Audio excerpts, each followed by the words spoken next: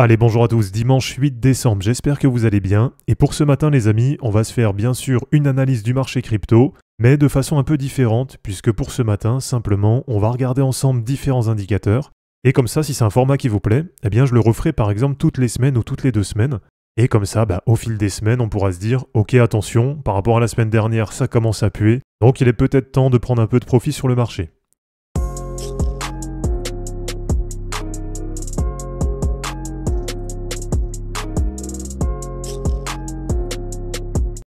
Alors déjà, si on commence sur le Dynamic Rainbow 50, on va prendre notamment sur la Total 1 et la Total 3.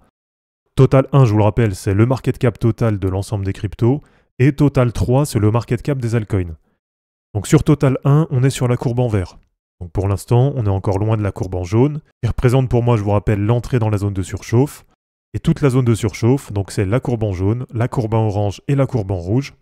Et donc pour les niveaux, là sur la courbe orange, on est à plus 150% de la moyenne mobile 50. Et pour la courbe en rouge, on est à plus 200% de la moyenne mobile 50 hebdo.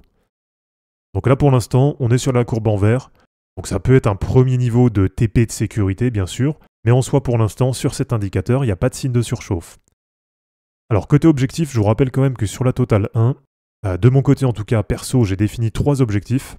Avec une première zone entre 5 750 milliards de dollars et 6 000 milliards de dollars. Donc l'entrée dans cette zone, pour moi, ça va être vraiment la phase de montée avancée. Donc probablement que si on arrive ici, on sera quand même déjà un peu rentré dans l'euphorie.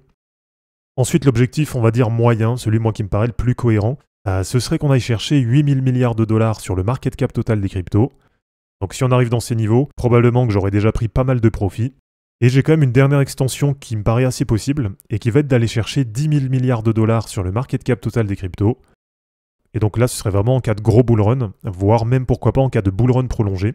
Puisque je vous rappelle que côté prévision, moi ce que j'attends notamment sur Bitcoin, c'est un top autour des 175 000 dollars, et sur une période qui va entre mars 2025 et mai 2025. Donc cette prévision, bien sûr, elle n'engage que moi, et elle est basée sur différents calculs et sur différents indicateurs. Et donc peut-être que si on a un bull run qui se prolonge par exemple jusqu'à la fin d'année 2025, eh bien peut-être que dans ce cas-là, on pourrait pourquoi pas aller chercher les 10 000 milliards de dollars sur Total 1. Alors l'autre indicateur qui est assez intéressant à regarder, c'est du côté du RSI. Donc là pour l'instant, côté RSI hebdo sur la Total Market Cap des cryptos, on est à peu près à 77,5. Donc effectivement, on est déjà dans la zone de surachat. Donc ça veut quand même bien dire effectivement qu'on est bien en bull run. Et en termes de niveau de surchauffe, en tout cas sur le RSI, moi il y a un niveau qui m'intéresse bien quand même, c'est quand on dépasse à peu près les 85. Donc là c'est un premier niveau sur lequel il faut se dire ok attention, ça a quand même déjà bien avancé. Et le deuxième niveau, bien sûr, c'est quand on est par exemple au-delà des 90, mais surtout quand on commence à avoir des divergences baissières de RSI. Donc là pour l'instant, on va dire que le premier niveau, donc d'entrer dans la zone de surachat sur le RSI, au-delà des 70, c'est un niveau qui est déjà atteint. Mais si on regarde plus en détail, pour l'instant, on est encore loin des niveaux de top sur le RSI. Alors sur la Total 3, donc le total market cap de l'ensemble des altcoins, sans bien sûr Bitcoin mais aussi Ethereum, pour moi celle-là, elle est assez intéressante à suivre. Et donc déjà en termes de RSI, pour l'instant c'est à peu près pareil. Donc on a bien franchi effectivement la zone des 70, mais on est pour l'instant toujours sous le premier niveau, donc on va se dire à peu près 85, puisque là pour l'instant on est à peu près à 80. Du côté du Dynamic Rainbow 50, là c'est un petit peu en avance par rapport à la Total 1, mais on n'est pour l'instant toujours pas sur la courbe en jaune, donc on voit qu'on n'est toujours pas dans une zone de surchauffe. Et je vous rappelle les 3 objectifs que j'ai définis sur la Total 3, donc avec un premier objectif qui va être autour de 2300 milliards de dollars. Et là pour moi ça voudra dire qu'on aura quand même une rotation assez significative qui aura déjà commencé vers les altcoins. Donc ça va se traduire comment ? Notamment par une baisse de la dominance sur Bitcoin et Ethereum. Deuxième objectif, ça va être d'aller chercher 3200 milliards de dollars sur le market cap total des altcoins. Donc dans ce cas-là, on serait sur une phase d'euphorie quand même assez avancée. Et ça correspond pour moi à peu près aux 8000 milliards de dollars sur la Total 1. Donc bien sûr, si on arrive ici, c'est pareil. Je pense que j'aurais déjà pris pas mal de profit. Et pour le dernier objectif sur la Total 3, eh bien pour moi, ça va être d'aller chercher à peu près 4000 milliards de dollars. Donc probablement que si on arrive à peu près sur ce niveau, eh bien je vendrai sans doute la totalité de mes altcoins.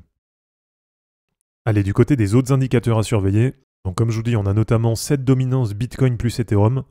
Donc là, on est pour l'instant autour des 68%, avec, je vous rappelle, un point haut, là, il y a à peine un mois, autour des 75%, donc c'était un point haut sur le cycle. Et en termes d'objectifs, là j'ai défini 3 objectifs assez cibles, qui vont permettre aussi d'évaluer un petit peu comment on avance dans ce cycle. Avec pour le premier objectif à peu près 65%. Donc si on arrive sur 65% de dominance sur Bitcoin plus Ethereum, eh bien ça voudra dire qu'on sera sur 35% de dominance pour les altcoins. Et donc je pense qu'on devrait se situer à ce moment-là avec à peu près la totale 3 autour des 2000 à 2300 milliards de dollars. Ensuite le deuxième objectif, eh bien ça va être d'aller chercher 62%.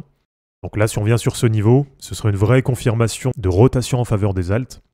Donc probablement qu'à ce moment-là, on serait autour des 3000 à 3200 milliards de dollars sur la totale 3. Et le dernier objectif sur le cycle, eh bien pour moi, ça va être d'aller chercher un peu moins bas que ce qu'on a vu sur 2021, et bien sûr aussi encore moins bas que ce qu'on avait eu en 2017. Et donc l'objectif pour moi, ça va être d'aller chercher à peu près 60% sur cette dominance Bitcoin plus Ethereum. Donc ça voudrait dire à ce moment-là qu'on aurait à peu près 40% de dominance côté altcoin. Donc probablement que dans ces niveaux, on sera en pleine euphorie sur les alts, et je pense qu'à ce moment-là, ça correspondra à peu près à l'objectif des 4000 milliards de dollars de market cap sur la totale 3.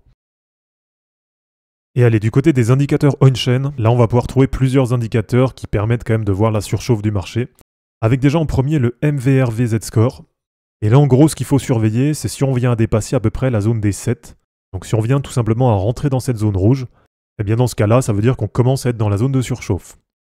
Donc si on arrive dans cette zone autour des 7, eh bien pour moi, même si les objectifs par exemple en termes de dominance ou en termes de market cap total ne sont pas atteints, eh bien malgré ça, pour moi, si on arrive autour des 7, eh bien je pense qu'il faudra accélérer la prise de profit.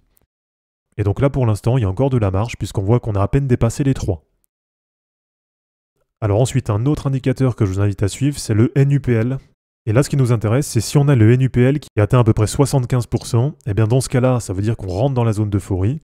Et donc c'est pareil, si on approche les 75%, eh bien je pense que même si on n'a pas atteint tous les objectifs en termes de market cap, eh bien malgré tout dans ce cas-là, je pense que j'accélérerai les prises de profit. Donc là pour l'instant c'est pareil, on voit qu'il y a encore de la marge, puisqu'actuellement on est à 61,71%. Alors ensuite, celui que j'aime bien, vous le savez, c'est le P-Cycle Top Indicator. Donc je vous rappelle qu'à chaque fois, à chaque cycle, dès qu'on a eu le croisement des deux moyennes mobiles, donc quand on a eu la courbe en jaune qui est venue croiser la courbe en vert, eh bien à chaque fois c'était le signe d'un top sur le marché. Mais par contre, il faut quand même être assez vigilant. Il y a un des indicateurs qui arrive le plus tard. Et donc généralement, quand on se rend compte que ça va croiser, c'est que c'est quasiment déjà trop tard.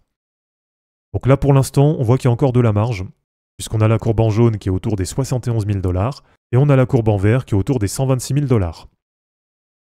Allez, pour terminer, je vous montre le Bitcoin Cycle Repeat. Pour celui-là, il ne faut pas le prendre au pied de la lettre. Et c'est aussi assez drôle de voir que petit à petit, ça commence à correspondre avec ma prévision. Donc d'aller chercher à peu près 175 000 $ sur Bitcoin sur une période élargie, comme je vous dis, entre mars 2025 et mai 2025. Et donc là, côté prévision, il nous fait à peu près un premier top vers 190 000 $ sur fin janvier 2025. Donc vous voyez que petit à petit, ça descend, puisqu'il y a encore quelques semaines, ça nous affichait des tops dans les 250 000. Et alors si on pousse un peu, là ça affiche un top par exemple vers fin mars 2025, et là dans ce cas-là, on sera entre 215 000 et 220 000 $. Donc voilà pour les indicateurs à suivre les amis, n'hésitez pas à me dire en commentaire ce que vous en pensez, et puis si c'est un format qui vous intéresse, eh bien régulièrement, par exemple toutes les semaines ou toutes les 2 semaines, eh bien si ça vous intéresse, je referai un point avec exactement les mêmes indicateurs, et comme ça nous permettra de voir comment ça a évolué par rapport à la dernière fois. Donc voilà les amis, c'est terminé pour cette vidéo d'analyse technique sur les cryptos, j'espère en tout cas que ça vous aura plu. N'hésitez pas à l'aimer, à la commenter et à vous abonner pour en suivre d'autres. Je vous rappelle que dans la description de cette vidéo, vous allez retrouver tous les liens utiles et les liens pour me soutenir, et je vous dis à bientôt pour une prochaine vidéo. Ciao!